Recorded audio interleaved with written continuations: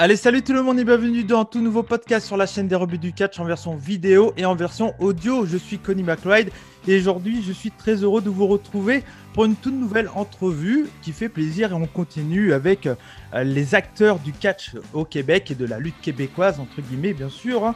On dit catch, lutte, voilà. Après Pat Laprade, Mike Bailey, Handsome JF, Marc Blondin ou encore Bertrand Hébert, on continue cette fois-ci avec Kevin Raphaël.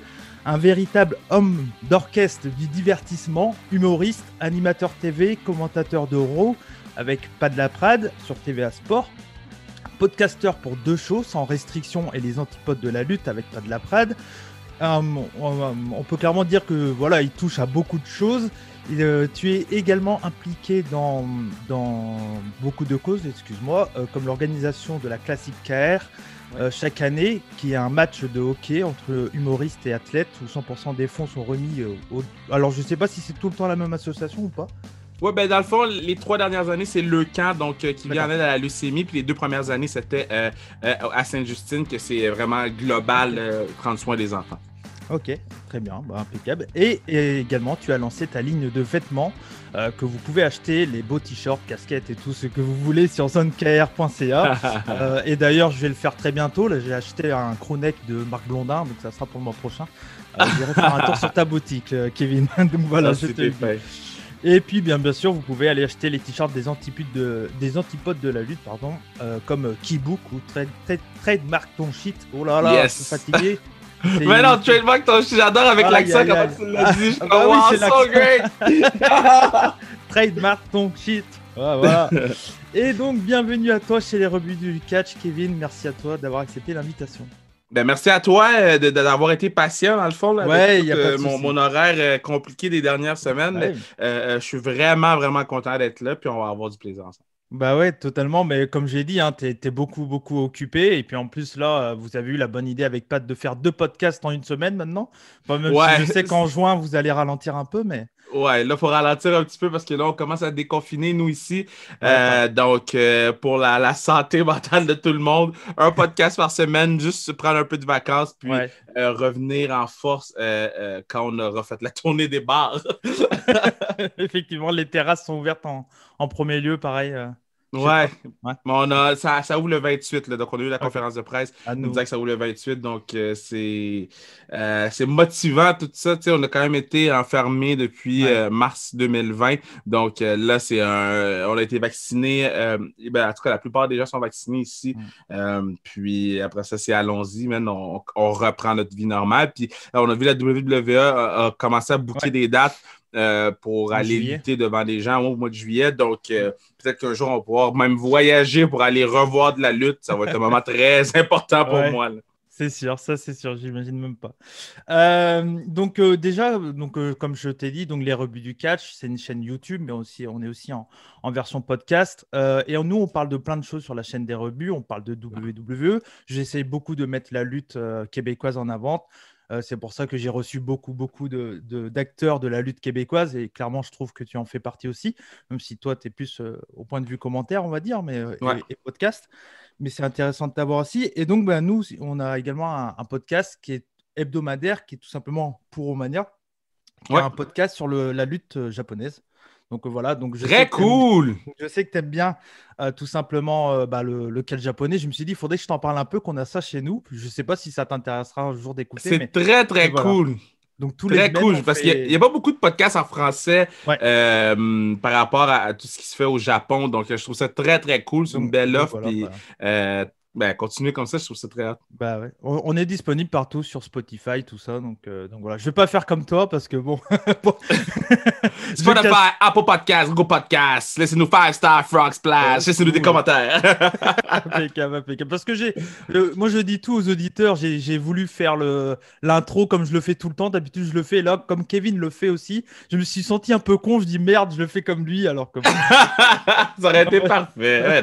On va dire que je t'écoute un peu beaucoup. Donc c'est normal. J'écoute les 2 podcasts chaque semaine. Donc, mais j'apprécie beaucoup. Ma première question pour toi, qui est, je pense, la question la plus importante, c'est est-ce que tu portes un pantalon beige? Ah! Écoute, hier, ben non, en fait, non, je suis en short parce qu'il fait extrêmement chaud aujourd'hui au Québec. L'été, c'est rare, je mets les pantalons beige, mais hier, j'avais un tournage pour le Canadien de Montréal, notre équipe de hockey ici, puis j'avais mes pantalons beige et j'avais un pantalon backup dans mon sac, c'était un autre pantalon beige. Et tout le monde riait de moi, j'étais comme, guys, j'ai 4 pantalons beige foncés, j'ai 4 pantalons beige pâle, c'est ça que je mets dans la vie. Je m'en fous, c'est ça que je fais. Donc, c'est très drôle. Ça, c'est pour ceux qui écoutent les antipodes de la lutte. Je sais qu'il y a beaucoup de mes auditeurs qui écoutent les antipodes parce que j'ai déjà parlé des antipodes, donc du coup, ils sont allés voir. C'est ce que j'ai dit. Moi, je trouve que les antipodes, c'est le meilleur podcast catch, enfin lutte, qui en français, qui se rapproche le plus au podcast américain, en fait. Parce qu'il y a l'apport des news, l'apport historien de Pat Laprade. Il y a ton côté showman qui est assez américain, mine de rien, je trouve. Et moi, pour moi, c'est plutôt un bon point parce que j'aime beaucoup cette merci, c'est gentil, j'apprécie beaucoup. Et c'est pour ça que j'ai envoyé vers beaucoup de mes auditeurs français qui ne connaissent pas trop. Donc, c'est pour ça quand tu as dit du fromage et du vin, bon, j'ai envoyé ça, c'est notre classique, ça, c'est notre classique. J'avais fait un tu préfères tu préfères spécial France où j'avais dit du fromage et du vin. André Lian, Édouard Carpentier, je sais pas si tu t'en souviens, mais oui, je me rappelle. Des fois j'essaye de participer un peu, mais c'est vrai que encore une fois je le répète, mais nous la lutte on la vit la nuit. Tous les shows aux États-Unis, il est 2h du matin en France. Ouais. Donc on est des hommes de la nuit et des femmes de la nuit, les fans de lutte. Donc, mais c'est fou parce que j'ai de la misère à mettons AEW. Je pourrais pas écouter AEW le lendemain. Il faut que je l'écoute en direct. Je sais pas si à habiter en France, je serais en mesure d'être autant fan de lutte. Parce que sport US tout court en fait, parce que même la NBA, le foot US, la NFL, c'est tout la nuit. Moi, j'aime beaucoup le sport US et c'est pareil, la NFL ou la NBA, je regarde la nuit, ça commence à 23h, ça finit à 6h du matin, donc. Waouh! Pour vrai, je suis j'avais jamais porté attention à ça, puis je suis abasourdi de la façon dont vous êtes dédié, parce que pour de vrai, moi, je voulais écouter Steph Curry contre LeBron James mercredi dernier, puis le match a commencé heure du Québec, 10h30 du soir, puis j'ai arrêté à la demi parce que j'étais brûlé, donc je me trouve vraiment bon de suivre le sport.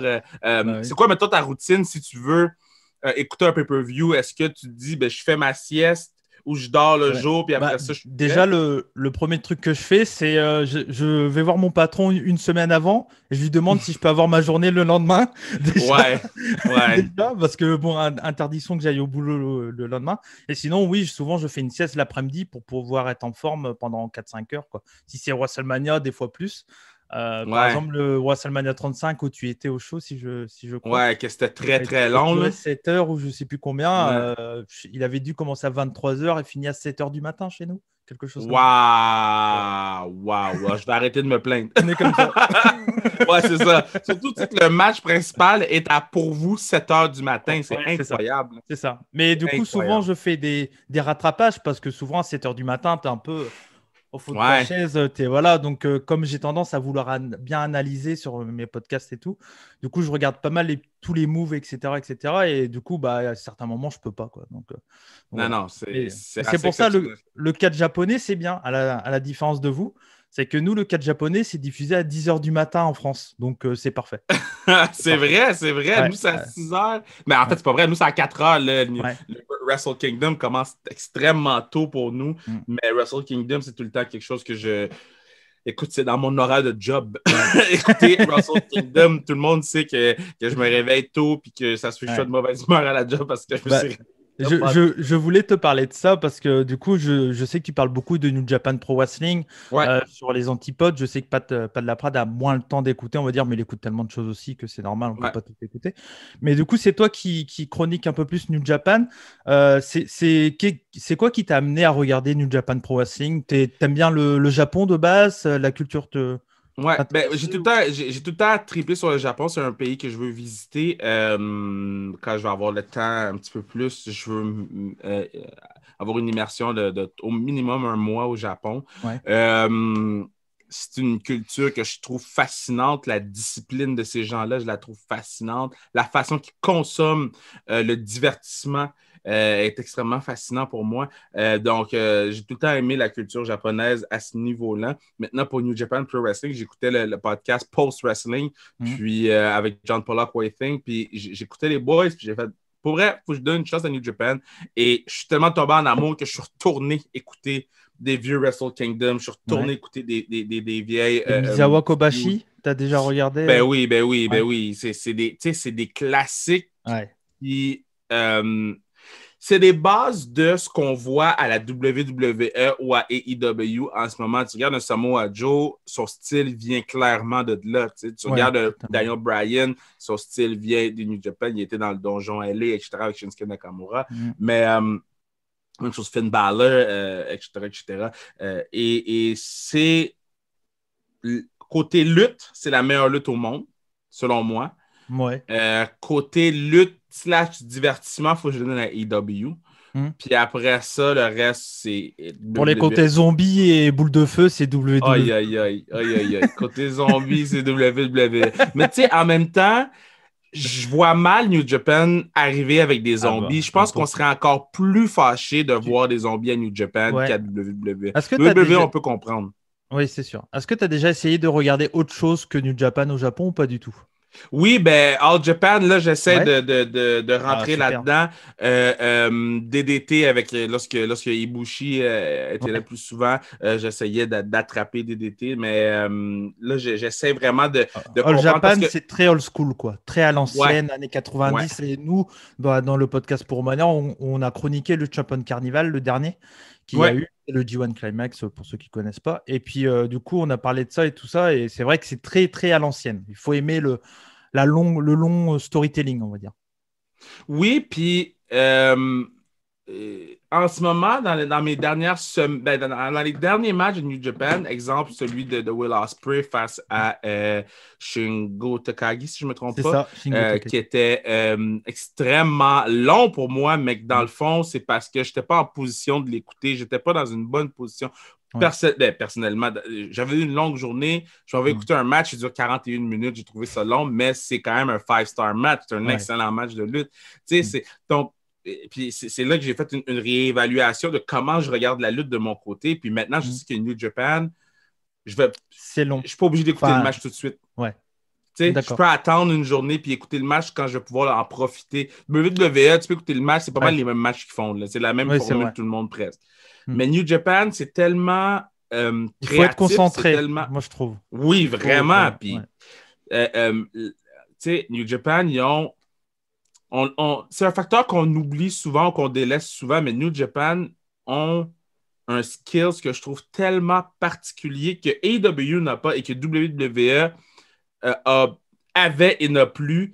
C'est les angles de caméra, quand zoomer out. Comment montrer l'histoire sans avoir besoin d'entendre les commentateurs. Tu peux juste regarder le programme, puis les caméras sont tout le temps en bonne place. Tu manques rien. Les shots, quand ils s'en vont vers la foule, tu sais qu'ils ont le temps d'y aller parce que ça sell dans le ring. Donc, moi, je suis vraiment fan de New Japan Pro Wrestling. Est-ce que tu fais comme moi et tu regardes les promos, même en japonais, alors qu'on ne comprend rien, mais souvent, ils arrivent à te faire comprendre l'histoire, même si c'est en japonais? Je suis à la même place que toi. J'écoutais le Dark Side of the Ring de cette semaine. C'était le North Korea, le truc. Ah oui, à la WCW New Japan en Corée du Nord. Et Anoki parlait en japonais et je trouvais ça tellement parfait. On n'a pas besoin d'avoir quelqu'un qui... On peut écrivez juste les trucs en dessous, traduisez-le, boum, boum, boum. Ça prend 2 minutes à traduire. Là. Puis mettez ça à la télévision. Il y a un charisme japonais qu'on n'est pas... on n'a pas accès ici constamment. Mais un gars comme Okada, un gars comme Shingo Takagi, un gars comme Ibushi, c'est des gars naturellement Naito, c'est des gars extrêmement charismatiques. Et ils arrivent à le retransmettre au Gaijin en plus, je trouve. Des gars comme Jay White, Will Ospreay s'est malheureusement blessé. Je ne sais pas si tu as vu la news, mais malheureusement, il sera vacant. Puis j'espère qu'il ne donne pas le belt à Shingo Takagi. J'espère qu'il... Puis c'est ça que je vais dire aux antipodes. Fait que je te le dis à toi parce que j'ai pensé à ça hier.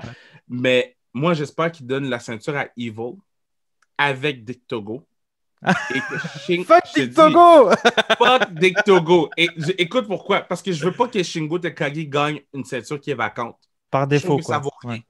Ouais. Si tu donnes la ceinture à Evil, Evil, il va pouvoir faire un bout de chemin. Ça va peut-être le redorer un peu parce qu'en ce moment, Evil, il platonne. On ne sait pas il est où.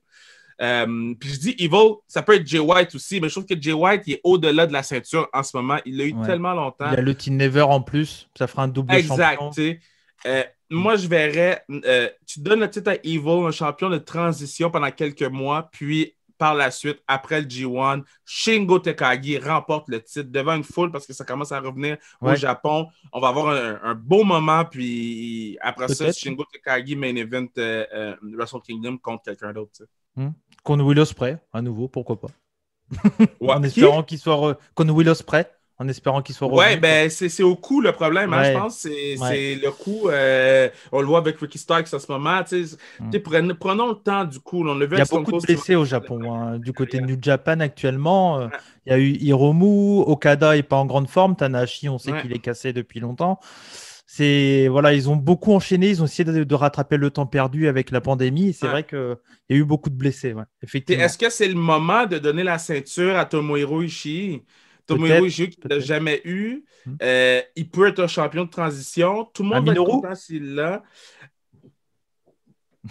Parce que l'affaire, c'est que si tu donnes à Suzuki, tu pourrais le donner à Suzuki puis Shingo Takagi le bas. Tu pourrais lui donner. Bon. Tu pourrais donner la ceinture à Suzuki, tu donnes un feud à Tomohiro Ishii pour Suzuki. Suzuki passe au travers. Et après ça, je pense que tu es capable de faire un Wrestle Kingdom Suzuki contre Shingo Takagi. Ouais, pourquoi pas. Un jour, on t'invitera dans Puromania si tu le souhaites. Tous les fans de lutte sont comme ils vont te parler d'autre chose que le Japon. Non, on aime ça! OK?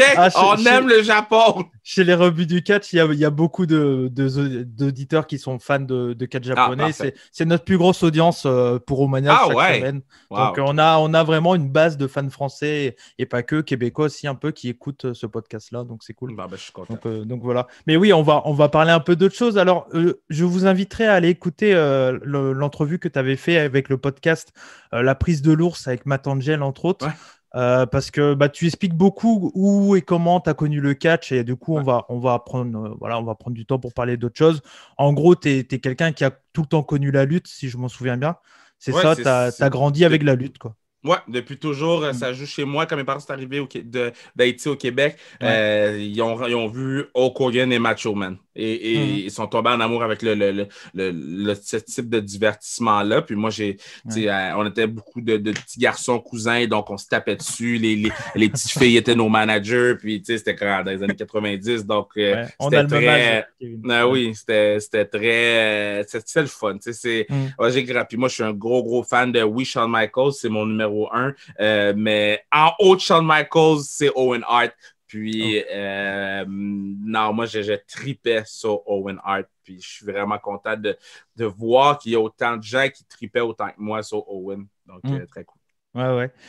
C'est quoi le style de catch qui te plaît le plus? Plus le côté in-ring, le côté ou plus le ring en lui-même, ce qui se passe dans le ring comme on peut voir chez New Japan, ou plus le côté spectacle qui, toi, tu es un homme de divertissement, donc j'imagine que tu aimes bien aussi le côté spectacle, mais c'est quoi qui t'intéresse le plus? C'est une très bonne question. C'est une très, très bonne question parce que j'adore... moi, du chain wrestling, là, je suis vendu. Là, moi, les gars qui sont dans le ring, là, puis ils font moi, je trouve ça tellement habile, je trouve ça tellement beau à regarder quand c'est appliqué à 100. La lucha libre, j'adore. Je pense que ce qui fait ma force en tant que fan de lutte, commentateur de lutte ou d'analyste, si on veut, aux antipodes, c'est le fait que j'aime tous les styles de lutte. Moi, je peux m'asseoir puis écouter Triple Mania puis avoir du fun, autant que je peux m'asseoir puis écouter G1 Climax puis avoir du fun. Puis je trouve que c'est ça qui fait la beauté de la lutte, c'est ça qui fait la beauté de AEW parce que AEW, tu as tous ces styles-là. Un style hybride, sur une bannière. J'aime le divertissement parce que je trouve que c'est la base de la lutte. À la fin de la journée, tu es supposé être diverti. Tu es supposé embarquer dans l'histoire avant même que le match commence, selon moi. Le match te raconte une histoire en soi, mais elle ne peut pas te raconter l'histoire des deux gars, selon moi. Le match, c'est une chose, mais qui est englobée par une bonne storyline, tu sais. Ouais. Donc, c'est ça pour moi. Okay. C'est pour ça que je trouve que c'est une bonne question, puis j'ai un petit peu de misère à répondre parce que pour moi, c'est un va pas sans l'autre, tu sais. Ouais.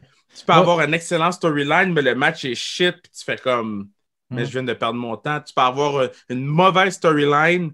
On l'a vu à WrestleMania, par exemple. Des très bons matchs, beaucoup de très bons matchs et des storylines nuls. Et puis tu peux pas atteindre un pic d'appréciation parce que on t'a traîné dans la boîte jusqu'à ce moment-là, jusqu'à ce match-là. Donc, il faut trouver une bonne balance. AEW le font bien. New Japan, il faut qu'ils travaillent sur le côté spectacle un peu. Mais en même temps, c'est pas en anglais. Donc, ouais, et puis c'est pas le catch au Japon est très. Enfin, se veut le plus legit, quoi. Le plus réel, on va dire. Donc, il y a moins le côté spectacle, même si on sent que New Japan s'américanise au maximum, on va dire, avec des gars comme Dick Togo, des interventions dans tous les sens, etc. etc. Quoi. Mais tu sais, je pense qu'il y a la possibilité de, sans nécessairement dans ton produit, faire un côté spectacle, mais sur les plateformes web, de nous offrir l'opportunité de voir les lutteurs sur un autre angle. Puis je pense que Juice Robinson l'a fait, il le fait souvent. Jay White l'a fait au point qu'on se demandait s'il quittait New Japan ou pas. Puis ça, c'est le genre de truc que New Japan va avoir besoin pour éventuellement, s'il veut venir aux États-Unis, puis pas être sur se faire traîner par AEW pour être une entité en soi. Il va falloir qu'il travaille sur comment je peux m'attacher à un personnage au-delà de ce qu'il peut m'apporter dans le ring. Ouais, c'est vrai. C'est vrai. Moi, je suis d'accord. Mais bon, après, moi, je suis quelqu'un qui adore le in-ring. Moi, mes catcheurs préférés quand j'étais petit, quand j'avais 11-12 ans, c'était des Lance Storm, William Regal, toujours des mid-quarts d'heure, mais qui savaient catcher. J'ai eu tout de suite cette appréciation du catch de ce qui se passait dans le ring parce que j'ai connu le catch avec le catch français dans les années 60-70. Ma grand-mère me montrait des cassettes et tout ça. Et à l'époque, tout se concentrait dans le ring, quoi, vraiment dans le catch français. Et du coup, c'est pour ça. Moi, j'ai toujours eu ce feeling. Pour moi, le in-ring est le plus important. Mais après, c'est en fonction des goûts et tout ça. Quoi. Très cool, très cool. J'aime entendre William Regal, Lance Storm, des gars qui travaillaient in and out, des matchs à chaque semaine. Ils n'ont jamais été mis en avant au main event, mais ils ont toujours fait le boulot qu'on leur a demandé. Quoi. Ils ont tout le temps été là. Ouais, c'est clair, je suis d'accord. Comment se porte la lutte actuelle selon toi? Quel est ton... Parce que pour te donner juste un avis rapide de certains auditeurs, pour certains, c'est grave parce que tout se ressemble un peu. Il y en a plein, ils disent « Oh, l'élite travaille avec un tel, c'est dommage, je préférais quand tout était séparé. » Toi, c'est pas du tout ton cas, j'imagine. Par exemple, le lien entre Impact et All Elite, New Japan et All Elite, ça t'intéresse? Moi, je trouve que les fans de lutte, on a un problème de vouloir s'approprier tout, puis c'est à nous, puis on peut pas ouvrir, puis on peut pas avoir des nouveaux fans de lutte. 100% d'accord avec toi. On peut pas, c'est à moi. Puis je trouve ça tellement bébé là. On a l'opportunité de voir des matchs entre AEW puis Impact, des lutteurs qu'on n'aurait pas vu se battre dans une autre planète. On les aurait jamais vus un contre l'autre. Là, on a la chance de les voir. Est-ce que c'est fait au maximum de capacité que ça peut être fait? Non. Naturellement, c'est pas bien fait, l'association entre Impact et New Japan. On parle jamais d'Impact de Impact et AEW. On parle jamais d'AEW on parle jamais d'Impact à AEW, puis très peu de AEW à Impact. Puis, tu sais, j'écoute Busted Open, puis, tu sais, clairement, il y a quelques Tu m'as fait écouter Busted Open aussi. À force d'en parler, je dis, tiens, je vais aller écouter, c'est bien, c'est très bien. Je comprends pas tout. Je suis pas bilingue, mais je comprends pas. Mais c'est intéressant parce qu'ils vont analyser les matchs au-delà de ce qu'on peut voir parce que les boys ils ont de l'expérience du ring. Nous, on n'a pas l'expérience du ring, on a de l'expérience extérieure, puis on essaie d'apporter selon ce qu'on va acquérir de d'autres lutteurs ou d'autres podcasts ou d'autres leçons qu'on a appris. Mais je trouve que la lutte s'est jamais portée aussi bien. Et là, les gens vont dire, Kev, de quoi tu parles? Raw faisait du 8 millions. Et Stone Cold Steve Austin et The Rock, c'était des stars international. La lutte n'est jamais portée aussi bien parce que la lutte est enfin en mesure d'aller chercher de l'argent au niveau des commanditaires. Et ça, là, commanditer la lutte, c'était impossible dans le passé. Là. C'était quelque chose qu'on voyait jamais. Il y a 2, puis je pourrais même rajouter Impact là-dedans si on veut, 3 promotions américaines qui vont bien en ce moment. La lutte WWE a jamais fait autant d'argent. All Elite fait de l'argent à côté à sa première année. Imaginez, première année, ils font de l'argent à côté au point, ils n'ont même pas besoin de fire du monde, ils engagent du monde. C'est fou, là. Impact, ça va bien, ils sont dans leur table, ils font ce qu'ils ont à faire.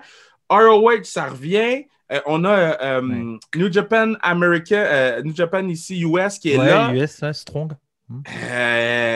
Écoute, l'offre de lutte aussi qui oui, MLW.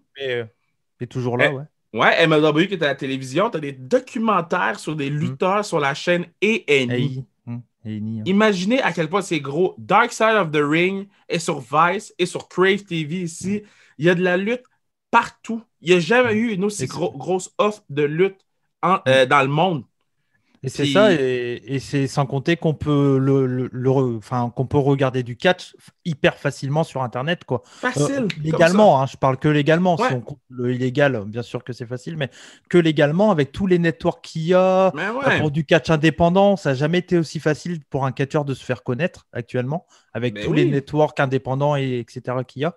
Donc, je suis totalement d'accord avec toi. C'est pour ça qu'il faut faire attention. Je sais qu'il y a beaucoup de fans que la lutte, c'est pas aussi bon que dans le temps. C'est peut-être pas aussi bon que dans le temps pour toi, mais les kids que je rencontre qui m'écoutent faire la lutte, c'est la plus belle chose pour eux autres en ce moment. Il faut faire la part des choses beaucoup. Là. Ouais, c'est clair, je suis d'accord. Et juste pour info, Kevin, parce que c'est normal, tu me connais pas trop, mais ça, il n'y a pas de souci. Moi, j'ai été catcheur de 2007 à 2012. Après, j'étais arbitre en France et maintenant, je suis commentateur pour 2 promotions en France. Donc, très cool. Il y a une petite, pareil, un peu dans le business, mais que au point de vue français. J'ai jamais voyagé. Mais j'ai un peu de... En fait, c'est ça, j'ai un peu de... Je sais comment c'est d'être catcheur et je sais toute la difficulté que c'est de faire du catch, que pour moi, j'ai du mal à être critique, même avec Braun Strowman, par exemple. J'adore Braun Strowman au passage. Mais bon. Oh boy. Il a fait à Backlash, c'était très bien. J'ai adoré à Backlash. Oui, c'était bien. Braun Strowman a le problème d'être extrêmement unidimensionnel. Au niveau des promos, il sait faire une chose. Dans le ring, il sait faire une chose. Et lorsqu'il était dans une promotion comme la WWE où le talent ressort par les oreilles des gens, quand tu es unidimensionnel et qu'on te donne une position, là, tu es exposé. Et là, Braun Strowman était caché un peu dans le match avec Bobby Lashley, avec Drew McIntyre. Donc, est-ce que ça aurait été bon un match uniquement Drew McIntyre, Braun Strowman ou un match uniquement Braun Strowman, Bobby Lashley? On l'a eu un peu, mais tu sais, moi, pour mon pay-per-view puis Raw, c'est complètement différent. Est-ce qu'on aurait eu un... Tu sais, c'est ça que je trouve difficile avec Braun Strowman. J'ai de la misère à me dire, est-ce qu'il est meilleur qu'il était il y a 3 ans? Moi, depuis qu'il est revenu plus fit, plus léger, je trouve que dans le ring, encore une fois, ce qui m'intéresse vraiment, mais c'est vrai que tu as raison sur le côté personnage et tout ça. Mais tu vois, dans les matchs qu'il fait, je trouve que pour un big guy, il est bon, quoi. Il court bien, il bouge, il frappe fort. Il s'est pris des prises qu'il n'avait jamais pris, là, même juste une simple souplex, pour son poids et qui fait sa taille et tout. Le belly to belly, tout. La belly to belly, le Michinoku driver, bref. Mais voilà, moi, je sais que je l'aime beaucoup. C'est un des big guys, tu vois, par exemple, j'ai vu W. Morrissey, l'ancien Big Cass du côté de chez Impact, c'est autre chose. Hein. Elles sont pas sur la même. C'est pas pareil. C'est pas pareil. Mais tu sais, j'ai hâte de voir parce que AEW est devenu une promotion de Cruiserweight. En parenthèse, les petits ont mis à l'avant. WWE avait pris cette tangente-là et là, sont revenus avec Roman, sont revenus avec Bobby Lashley, sont revenus avec les big guys. Impact, on est comme sur la ligne, mais c'est encore les plus petits. Quand même. Il y a beaucoup de petits. On essaie d'amener un Moose, on essaie d'amener un Willie Mack, mais c'est vraiment les tout petits qui... quand je dis les tout petits, vous comprenez naturellement. Les plus petits qui... Les light heavyweight, quoi. Les light heavyweight. Et t'as New Japan Pro Wrestling qui... c'est des gars qui sont à peu près de notre shape, là, un petit peu musclé, mais t'as pas de géant. Great O'Khan, c'est pas lui qui va gagner le G1. T'as des gens de notre shape.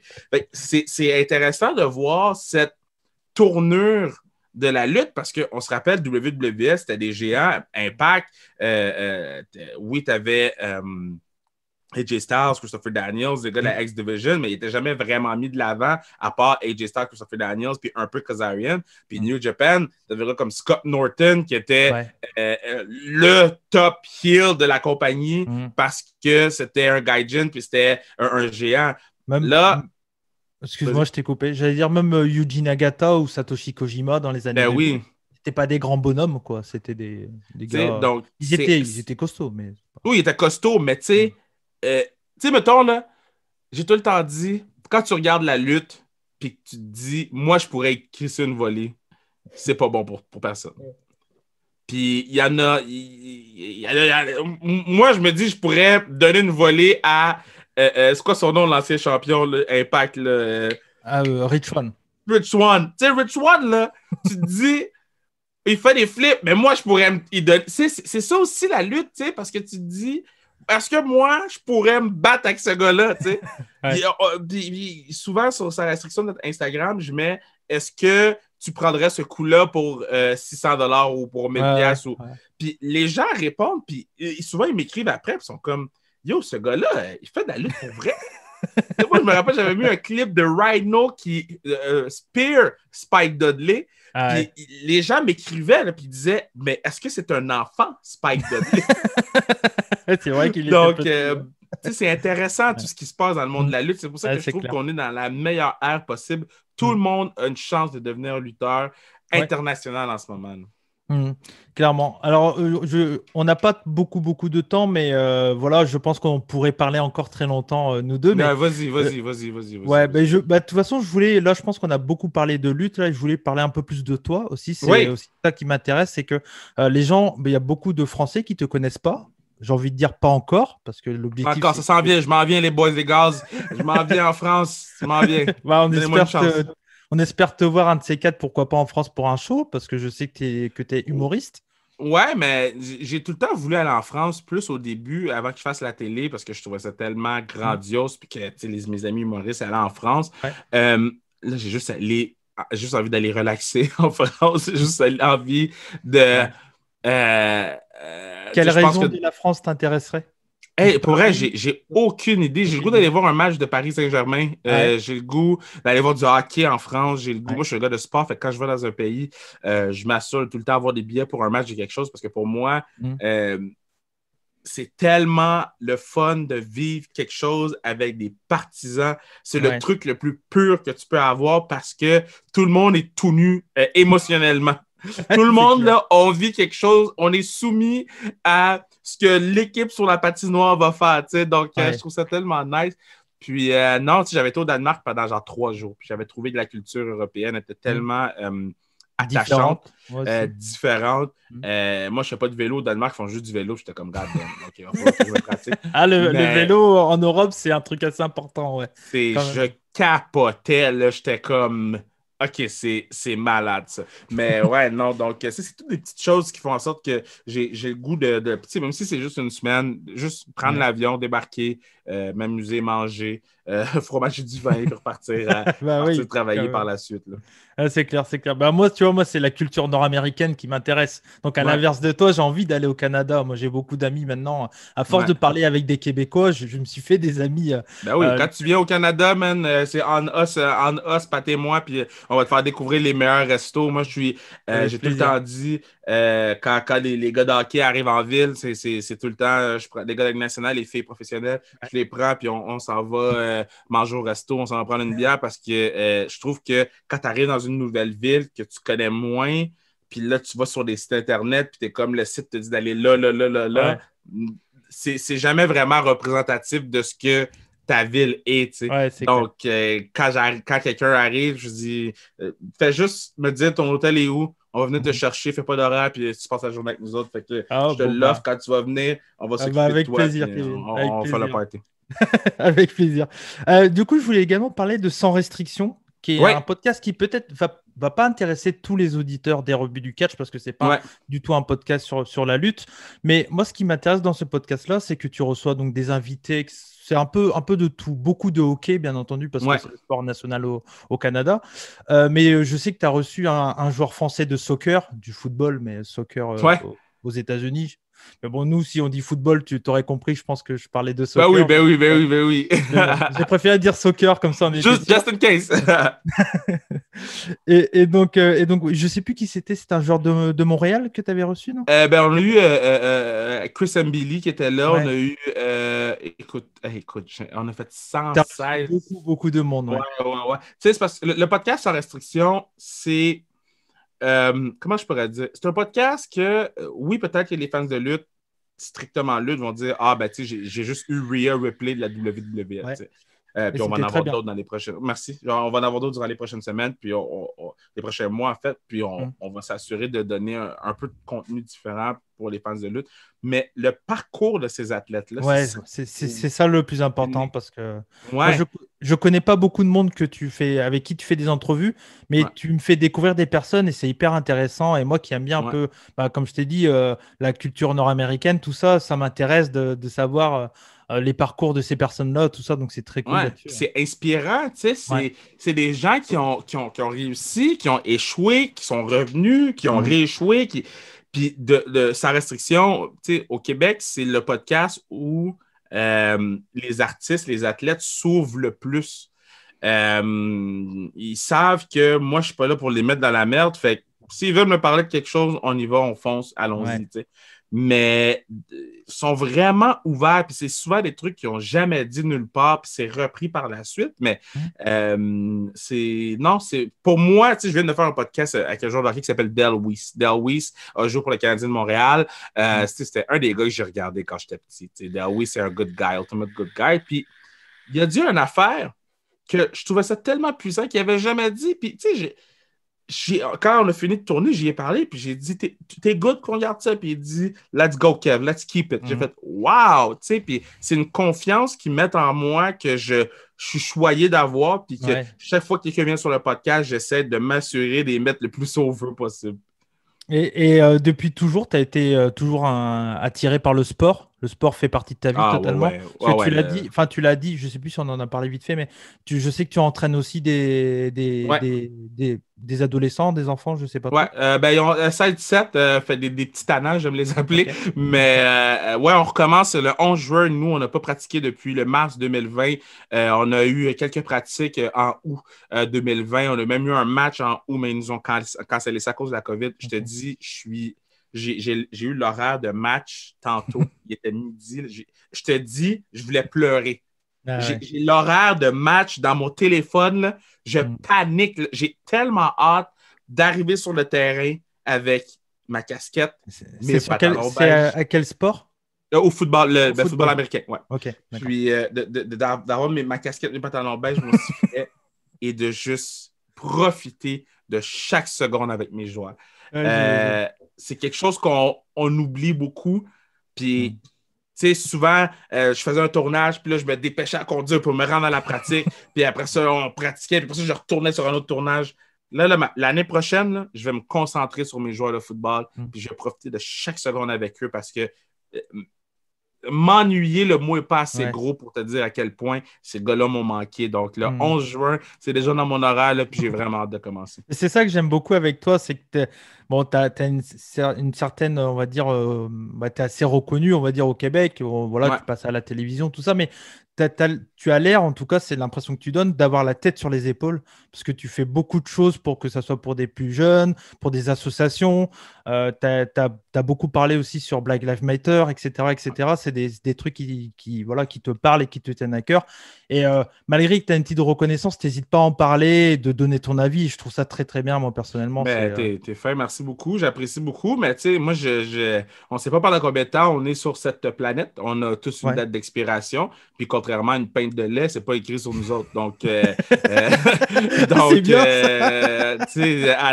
à 100%, puis essayons d'aider le plus de personnes possible pendant notre passage. On sait pas, on sait rien. On est comme jeté en parachute, puis à un moment donné, tu frappes le sol, mais pendant que tu tombes, tu peux rien faire à part profiter de chaque seconde. Ouais. Et moi, c'est ça que je fais, j'essaye le plus possible.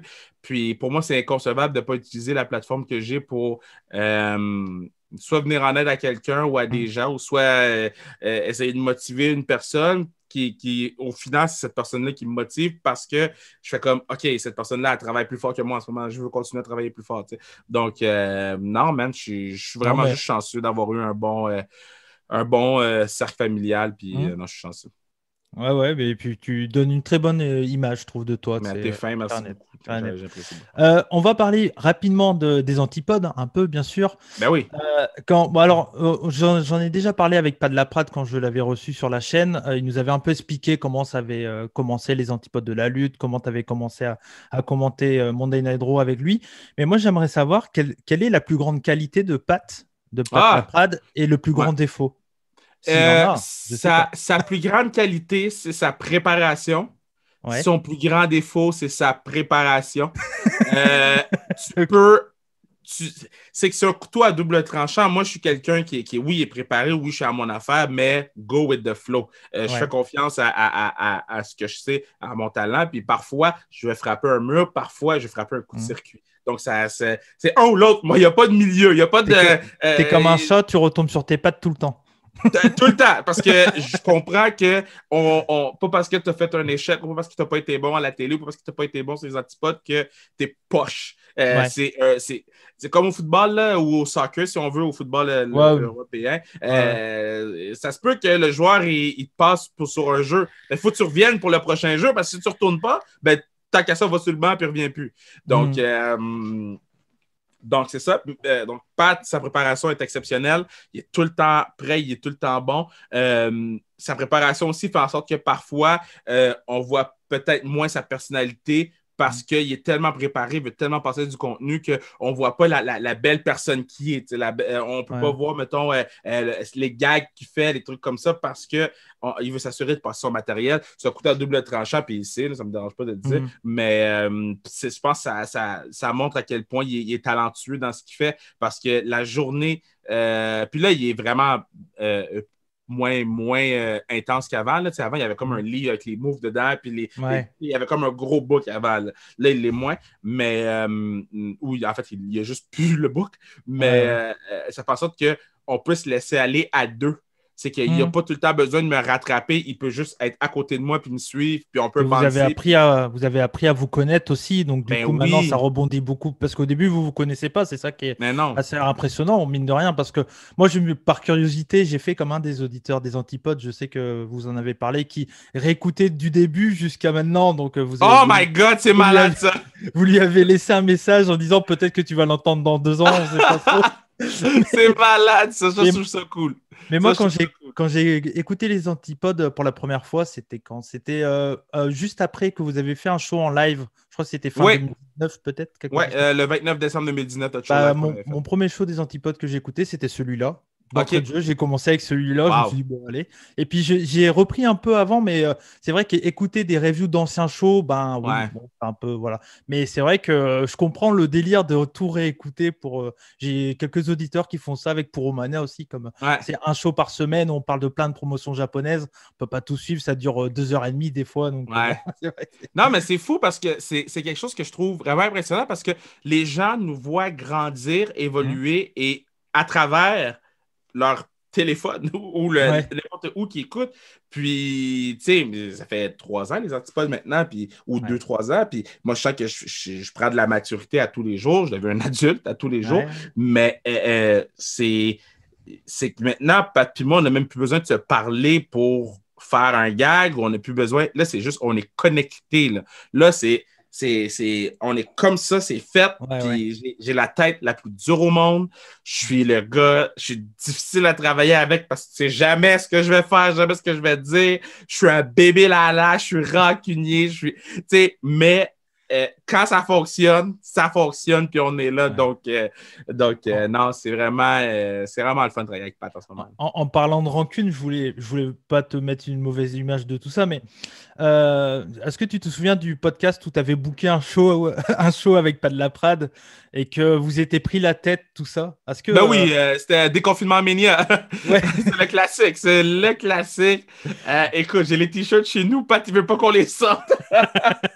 Mais non, c'était spécial comme show. Tu sais, moi, je suis très intense, Pat est très intense, puis les deux, ça... Est-ce que ça a été une erreur de le faire, selon toi, ce podcast-là? Oh non! Ben, non? Je sais que Pat, je sais que pour lui, c'est comme un œil au beurre noir aux antipodes parce qu'ils sont s'est pognés en ondes.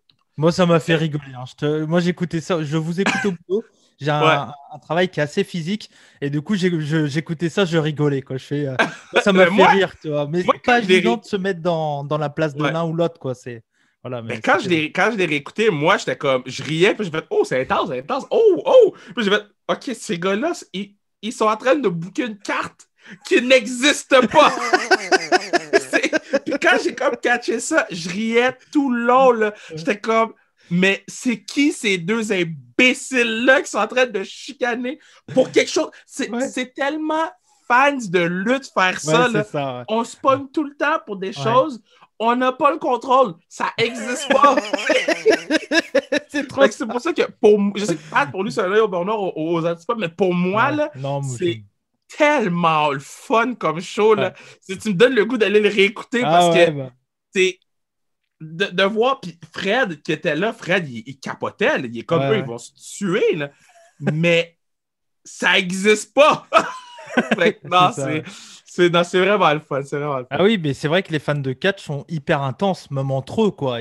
Quand tu as des avis, tu n'es pas d'accord. Moi, ça m'est arrivé de me prendre la tête avec les gars avec qui je fais Puromania sur des bêtises, tu vois. Juste sur un selling de quelqu'un. Moi, je disais qu'il avait bien fait, lui non. Alors, du coup, on n'était pas d'accord. On se prenait la tête pour des bêtises. Mais au final, comme tu l'as dit, c'est pas nous qui avons la non. Truc, quoi. Nous, on n'est pour rien au final.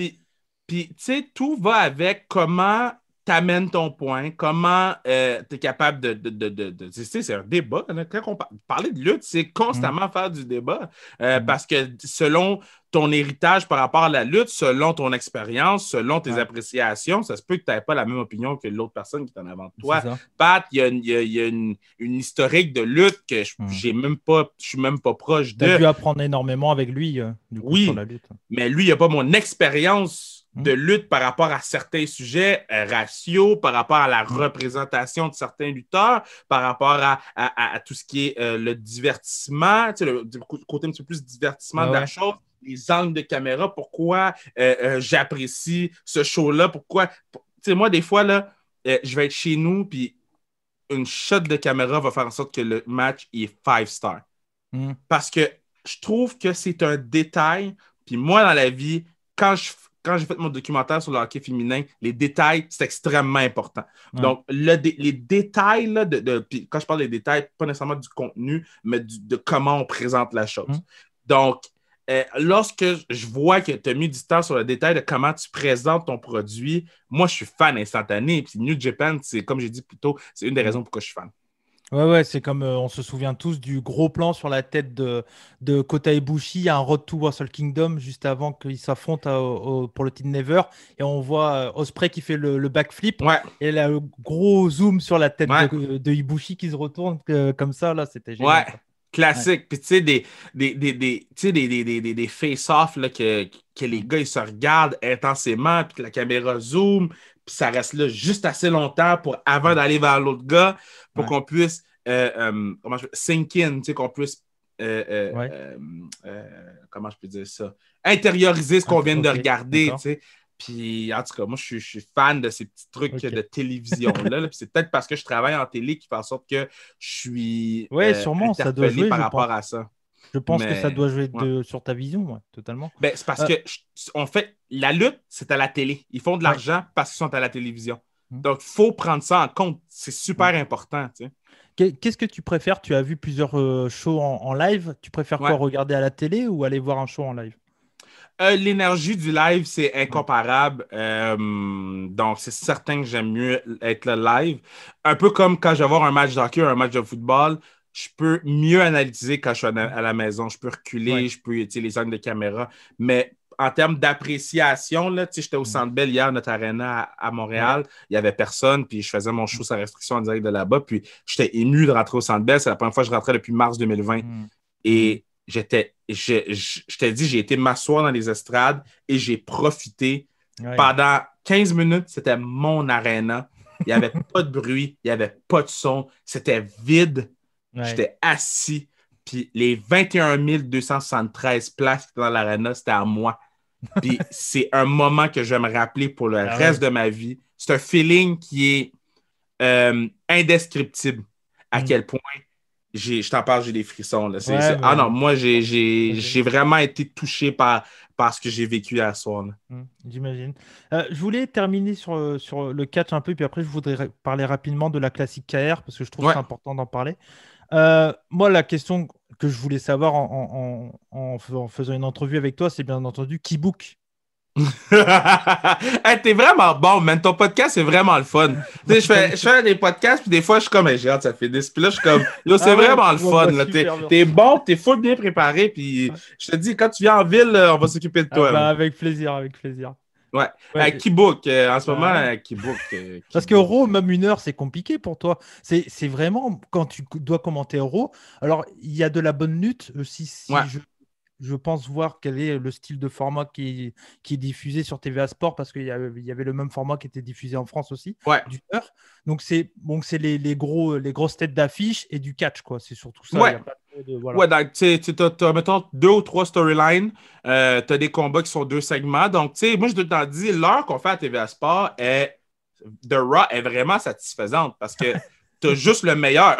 T'as pas tout le filler de toutes les 3 heures de Raw. Là, t'as 1 heure compact. Puis, tu sais, on dit 1 heure, c'est faux, c'est 44 minutes. Fait imagine, là, le show de 3 heures de Raw en 44 minutes, t'as juste le meilleur. Maintenant, tu sais, j'ai demandé à Kevin Owens qui book, puis il m'a dit c'est Vince McMahon. Puis, est-ce que Vince McMahon est encore capable de booker? Oui, clairement, parce qu'il book SmackDown. C'est ça qui est particulier. Il book SmackDown. Puis SmackDown, c'est un show exceptionnel. Donc, c'est Raw le problème. C'est quoi le problème de Raw? J'ai aucune idée. Nous, en tant que fans, on ne peut pas trop le savoir, de toute façon. Non, puis, tu sais, dans 15 ans, il va y avoir un documentaire qui va parler des difficultés de Raw. Mais à la fin de la journée, ils ont quand même un deal. J'espère que ça ne sera pas un reportage comme WCW sur la mort de WWE. Oh my God, t'imagines? Voilà, je pense. Mais, tu sais, SmackDown fait des meilleurs ratings que Raw. Puis les gens vont dire, ben oui, mais SmackDown est sur le network, et pas sur le câble, c'est sur la télé que tout le monde peut avoir. Je comprends. Mais le show qu'on a grandi avec, c'est Raw. Puis SmackDown n'existe pas s'il n'y a pas Raw. Comment ça, Raw n'est pas capable de faire en sorte de l'amener à un autre niveau? Donc, non, je sais pas, man. Je trouve ça très fascinant à regarder Raw et SmackDown. Moi, je le fais pas, je t'avoue. Non, hein? Ben non, je vais pas déjà, même parce que moi, si je dois regarder Raw, c'est après mon boulot. Donc je rentre chez moi, il est 18h, le temps que j'aille me laver, voilà, machin, bah, si je dois regarder 2h30 d'euros, j'ai pas fini. C'est long. Je vois plus ma femme, quoi. Ma femme, je la vois plus. C'est vrai. Mais tu sais, c'est particulier parce que AEW avait la chance de faire des AEW de 3 heures et Tony Khan a dit non, moi, je veux qu'on garde le format de 2 heures et qu'on mette 1 heure vendredi soir. Si Raw faisait ça aussi, la WWF faisait ça à USA Network. Tu mets Raw 2 heures et l'heure extra, tu la mets mercredi, head-to-head avec AEW sur USA Network. Avec les superstars là, de Raw. Bien sûr.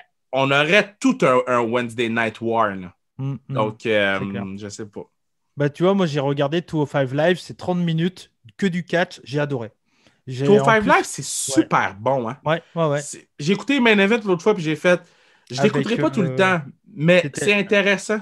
Il y avait les débuts de Jiro Kuroshio, qui est un catcheur. Oui, c'est vrai, c'est vrai. Un ancien de All Japan, entre autres, que moi j'adorais énormément. Et j'avais la grosse crainte qu'il change un peu sa gimmick, qui est un peu particulière, qui est avec la veste et tout ça. Et ils ont gardé tout pareil. Et du coup, j'étais le fan le plus heureux au monde, quoi. Quand j'ai vu ça, je suis WWE, vous l'avez gardé comme tel. Ben ça, je pense que c'est du Triple H, moi. Ouais, totalement. Donc, attendons encore. Moi, je dis tout le temps, soyons patients. Là, on a été patients avec Raw. Attendons de voir ça va être quoi l'impact de la foule. Ils reviennent au mois de juillet. Ça arrive vite le mois de juillet. Ouais. Donc, si l'année prochaine, à pareille date, si ce n'est pas amélioré, il va falloir faire un remaniement du côté. Même s'ils font plus d'argent que jamais. Côté fans de lutte qui triple, il va falloir faire un remaniement. À WrestleMania, c'était particulier parce que c'était le retour et puis bon, c'était une ambiance particulière. Mais moi, j'ai adoré WrestleMania. J'ai trouvé que c'était les deux main events étaient comme des vrais main events en fait. Et c'est ça que j'ai adoré. Bon, bref, on pourrait en parler encore, mais bon, je vais pas trop te retenir tant que ça. Mais voilà. Mais juste avant de s'arrêter, je voulais parler un peu de la classique KR. Yes. Parce que voilà, j'aimerais que tu expliques aux Français un peu qu'est-ce que c'est la classique KR et pourquoi tu l'as fait. Ben, Classic KR, dans le fond, c'est un match de hockey que je fais pour le CAN, qui est un organisme ici qui vient en aide aux familles qui ont des enfants atteints de la leucémie. Donc, c'est un cancer pour ceux qui ne le savent pas. Dans le fond, nous, on fait un match de hockey entre les athlètes professionnels, donc les joueurs de la Ligue nationale, les Olympiennes au hockey, puis les artistes. On mélange les équipes. C'est notre 6e édition cette année. Si le cœur vous en dit, vous pouvez aller faire des dons sur le www.classickr.ca. Nous, on prend tout. Même si c'est 5$, c'est 5$ qui va sur le pot. Je te le promets, Kevin, j'en ferai cette année. J'apprécie beaucoup. C'est quelque chose qui est très... qui est très important pour moi. Moi, c'est ce qu'on avec mon partenaire Emmanuel, c'est ce qu'on fait, qu'on met le plus de temps. On est des malades avec la classique KR parce qu'on est deux à organiser un match d'envergure. L'année passée, on a ramassé 20 000 en 3 semaines parce qu'on l'a su 3 semaines avant qu'on avait le droit de faire un match. En ce moment, on a déjà, puis je ne savais même pas, on a déjà 5 000 $ d'amassés. Il y a des gens qui ont décidé de donner des dons. Puis j'étais comme, oh my God, c'est dommage cool, tu sais. Donc, je vous encourage tous à le faire. Puis, si vous le faites, dans les commentaires, indiquez que vous l'avez fait à cause du podcast. Puis nous, ça va nous faire plaisir de le mentionner, que ce soit sur les antipodes, sur sa restriction ou n'importe où qu'on le fait, parce qu'on trouve ça vraiment important. Peut-être qu'un jour, ça pourrait être diffusé en streaming sur Internet, peut-être. Écoute, cette année, on travaille fort pour. Cette année, on travaille très, très fort pour que ça arrive. Là, c'est les problèmes de COVID font en sorte que les réponses sont très, très longues à recevoir, puis c'est très de dernière minute. Puis j'aille ça quand c'est dernière minute pour cet événement-là, parce que je veux optimiser l'événement le plus possible. Donc, on va voir. Si on est capable, ça va être streamé en direct. Sinon, les gens peuvent aller suivre les pages sans restriction, ou ma page Kevin Raphaël 21, ou même la page de la classique KR. On met tout le temps, je pense, c'est genre 45 stories de la game. Donc, vous pouvez même voir les matchs de l'année dernière, des 5 années avant, tout est encore là. Donc, tu me donneras tous les liens qu'il faut, je les mettrai en description. T'es fin, j'apprécie beaucoup. Tu me diras. Donc voilà, en tout cas, je pense qu'on a fait un bon gros tour, Kevin. J'ai eu du fun, c'était vraiment le fun. Cheers, bonne chance pour tout le podcast que tu fais. Puis c'est sûr qu'on fait un part 2 quand tu veux, je suis tout là. Merci à toi. J'imagine que tu connais pas encore, mais ça va venir la phrase de fin des rebuts du catch. Non,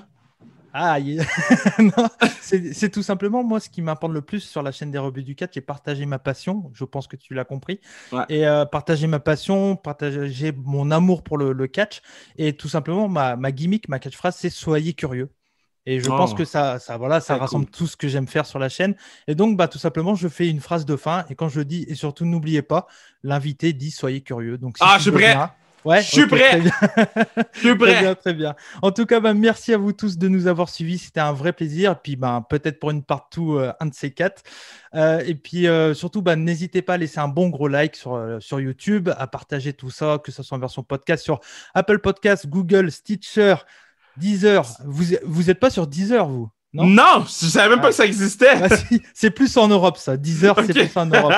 C'est le Spotify d'Europe, c'est français. Deezer, et voilà, on est un peu partout sur Podcastix aussi, et puis bien sûr sur YouTube. Donc surtout, n'hésitez pas à partager tout ça. Et puis un grand merci à vous. Je vous fais des bisous, comme on dit chez nous, banzai. Et surtout, n'oubliez pas. Soyez curieux! Je l'ai dit. Tout le long que tu parlais là, j'étais comme, ça s'en vient. Ça s'en vient, Kev. You got this.